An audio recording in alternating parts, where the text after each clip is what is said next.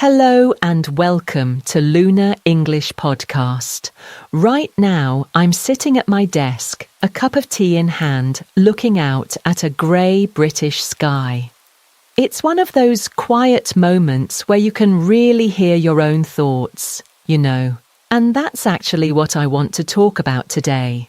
How our mindset shapes every experience, especially when it comes to learning English. There's this idea of a fixed mindset versus a growth mindset. If you've never heard those terms, a fixed mindset is when you believe your abilities are set in stone, like, I'm just not good at languages. A growth mindset, on the other hand, is more like, I can get better if I keep trying. The way we talk to ourselves, even in those little moments, like when you stumble over a word or forget a bit of grammar, can either build a wall or open a door. I've seen it so many times with my students. The ones who succeed aren't always the ones who start out the strongest. It's the ones who, when they hit a wall, say, "All right, let's try again." I remember one student who used to freeze every time she made a mistake. But after a while, she started to laugh at her errors, and suddenly her English just took off. It's not magic, it's mindset. Let's talk about small steps and self-belief. I think sometimes we imagine that success is this big, dramatic thing, a huge leap, a big announcement. But honestly, it's the tiny acts of self-encouragement and daily practice that matter most. I like to think of our thoughts as seeds. If you plant a little belief in yourself each day, even if it's just, I did well with that sentence, or I understood that podcast, those seeds grow. I remember noticing my own progress, not when I passed a big exam, but when I realised I could order a coffee without thinking too hard, or when I managed a small chat with a neighbour. Those little wins, they're the real foundation. So don't wait for a big moment to feel proud. Celebrate the small ones. They add up. Now, let's be honest, setbacks happen. Mistakes, failures, those awkward moments when you say something completely wrong. It's easy to feel discouraged, but what if we saw those moments as steps on the path, not as stop signs? One thing that helps is replacing negative self-talk with something more gentle. Instead of, I always mess up, try, I'm learning, and that's okay. Celebrate even the tiniest bit of progress and surround yourself with people or voices that lift you up. I'll never forget my first time teaching online. The tech failed, my slides disappeared, and I felt like I'd ruined everything. But looking back, those disasters taught me more than any perfect lesson ever could. They made me a better teacher, and honestly, a more patient person. So, how do you keep going when things get tough? Building resilience is about having a routine that lets you reflect on your progress. Maybe at the end of each week, you look back and notice what went well, even if it's just one thing. Set small, achievable goals, like, this week I'll learn 5 new words, or I'll try to speak for 2 minutes without stopping. These little targets give you a sense of direction. And here's a trick I love.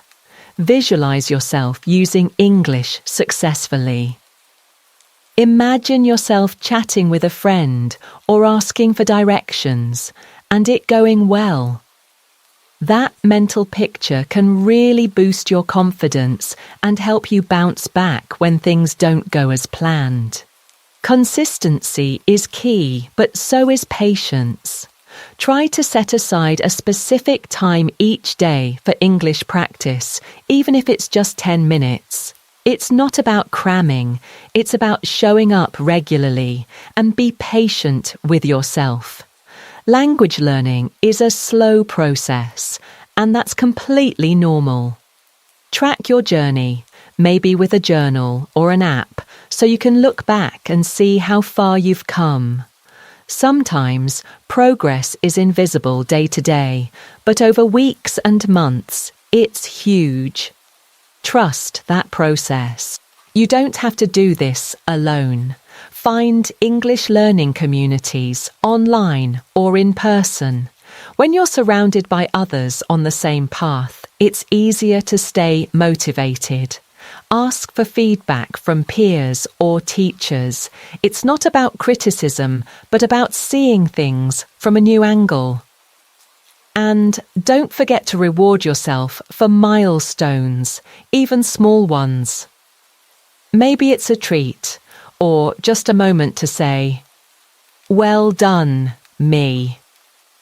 That positive reinforcement keeps the journey enjoyable. Mindset isn't just for big moments, it's for every day. Try adding a bit of mindfulness to your routine. Maybe a few deep breaths before you start studying, or a short meditation to clear your mind. At the end of the day, set aside a few minutes to reflect. What went well? What was hard? What can I try tomorrow? And before you start an English session, use a positive affirmation.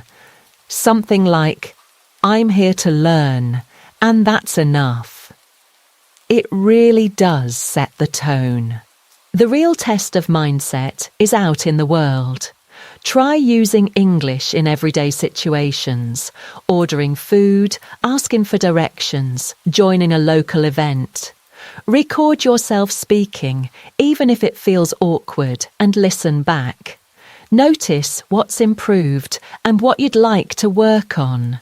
And if you can, join a language exchange group. Real conversations, even short ones, build both skill and confidence. Make mindset part of your daily routine. Maybe you journal in English each morning or set a small language goal for the day. Practice real-world scenarios, like chatting with a barista or making small talk at the bus stop. After each practice, jot down what went well and what you found tricky.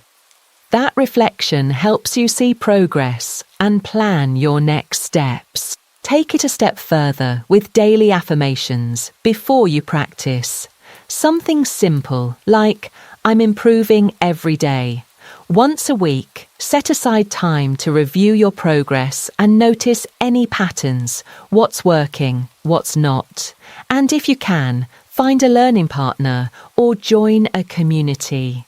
Sharing your goals and celebrating milestones together makes the journey less lonely and a lot more fun. Keep bringing your mindset into real situations. Use English when you're out and about, even if it's just a quick question at a shop. Record yourself during these moments and listen back to spot improvements. And don't forget about language exchanges, whether online or in person. They're a great way to practice and build confidence in a supportive space. Set aside time each week to review your learning journal or app. Notice what's getting easier and where you still want to grow.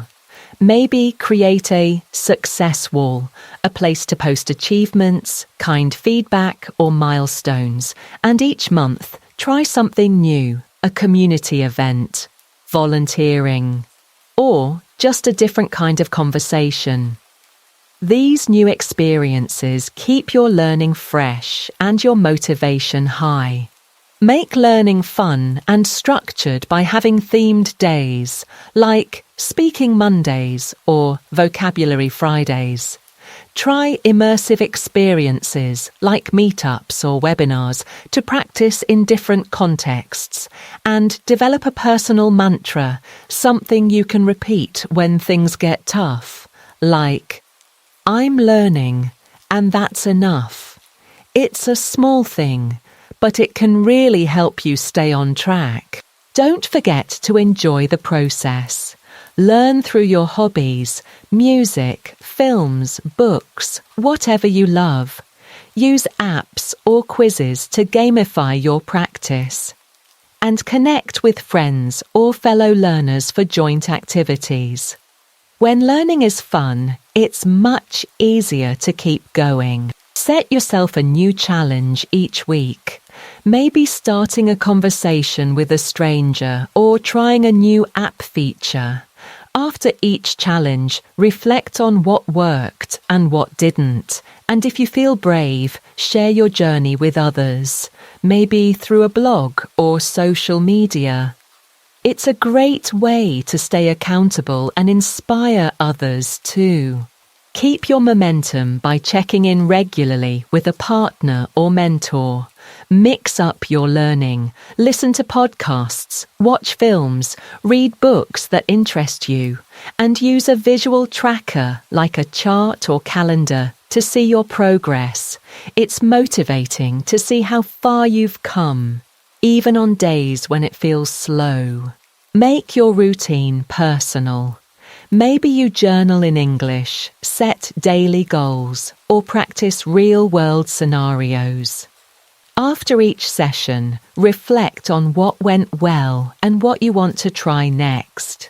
This habit of reflection keeps you moving forward, even when progress feels slow. Use daily affirmations to start your practice on a positive note. Schedule a weekly reflection to look for patterns, what's working, what's not, and find a community or accountability partner to share your journey.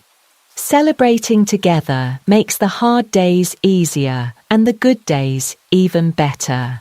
Try immersing yourself in English through real-life activities, attend local events, join online forums, or set weekly challenges that push you out of your comfort zone. After each experience, journal about how it felt, what you learned, and what you'd do differently next time. This kind of reflection builds resilience and keeps you growing. Engage with English in cultural settings, festivals, cooking classes, art exhibitions. Explore media from different cultures, films, music, books, to expand your vocabulary and cultural awareness, and practice storytelling. Share your own experiences or cultural stories in English. It's a wonderful way to build both language and confidence. Take part in cultural activities where English is spoken and use these opportunities to practice in real settings. Dive into diverse media, movies, music, literature from different cultures, and keep sharing stories, whether personal or cultural, to improve your narrative skills and connect with others. Look for local or online events where English is used, art shows, festivals, exhibitions.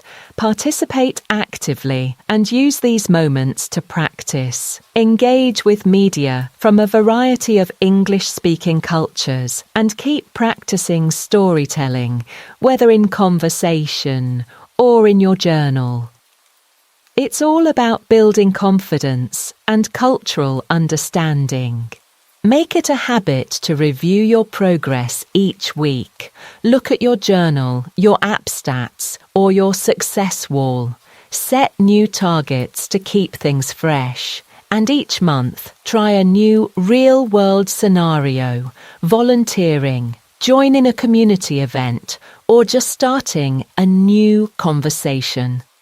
These experiences deepen your skills and keep you motivated. Research and join at least one cultural event in English each month, maybe a festival, a cooking class, or an art exhibit.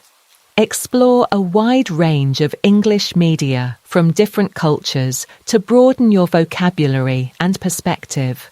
And keep practicing storytelling, both in conversation and in writing, to connect more deeply with others. Find local or online events where you can use English in real settings. Dive into media from diverse cultures and keep sharing stories. These practices help you build both language skills and cultural confidence. Create a personal action plan that includes daily mindset practices, affirmations, reflection, and real-world English use. Set weekly challenges that push you a little further and track your emotional responses and lessons learned. This helps you notice mindset shifts and keeps you motivated even when things get tough. Each month, pick a new cultural activity in English, maybe a virtual cooking class or a music festival. Explore media from different cultures and keep practicing storytelling in English. These experiences help you connect language with real life and deepen your understanding. Make a weekly plan to include real-life English interactions, ordering food, asking for directions, or joining a community event. Set a goal to participate in at least one cultural or community event each month. And keep a storytelling practice, sharing your experiences in English to build both skill and confidence. Try a diversified learning schedule. Mix listening, speaking, reading, and writing for a well-rounded approach. Record your spoken English and review it with a mentor or partner for feedback, and join international communities or virtual events to experience different accents, idioms, and cultural expressions. It's a great way to keep growing. Each month, find a new cultural activity in English, maybe a cooking class or a film screening. Explore media from different English-speaking cultures and keep sharing your own stories in English. These practices help you build both language skills and cultural understanding.